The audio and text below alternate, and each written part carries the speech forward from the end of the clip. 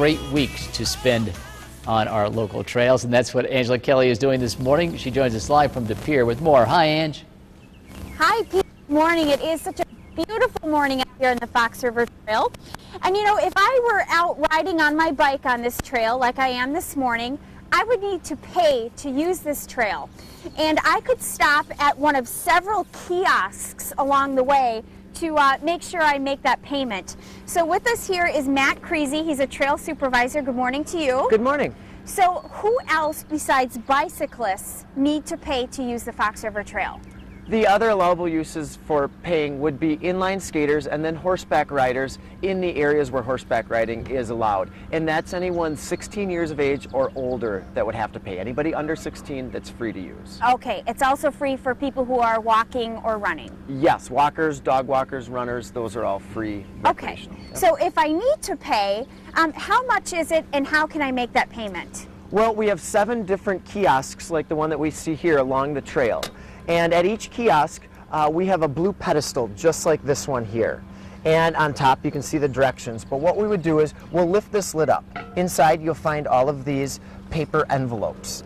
These are our trail passes. What one would do is tear off this end. This stays with you during your ride. And you can put the date on. This shows that you've paid. Inside of this envelope is where you'd put either your $3 for a daily pass or $20 for an annual pass.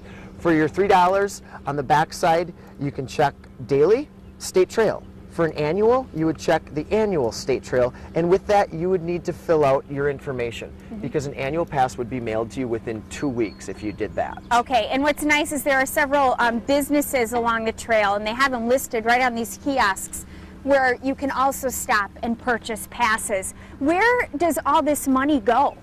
All of the daily and the annual fees that we collect goes back into the maintenance and the upkeep of the trail. So it's very important for users to support the trail, and if they want to see it maintained and upkept like it is right now, those fees are for a great cause. That's what keeps our trail going. And it also goes into future expansions that we might see. All right, thanks so much for spending the morning with us, Matt, and we hope you learned a few things or two about using the Fox River Trail, and we do have a link to more information on our website as well. Back to you. Okay, one question, Ange, and maybe you already addressed it, I'm sorry, but so how much would you have to pay if you didn't have a pass?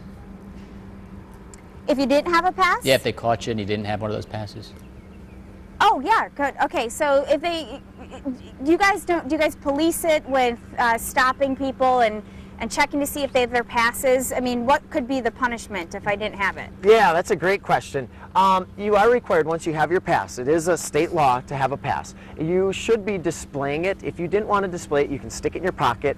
But once you're stopped by a trail ranger or another DNR personnel, you must show your pass. If you don't have your pass, a citation can be issued, and that can cost upwards of $175. Whoa. Wow. Okay. So very important. Pay the $3 or the $20 and avoid that. Yeah, the exactly. Possible. Yeah. Exactly. And that money goes back into the trail. You know, no tax dollars are used for this trail, so it's important. Fantastic. There you go, Pete. Thanks, Ange.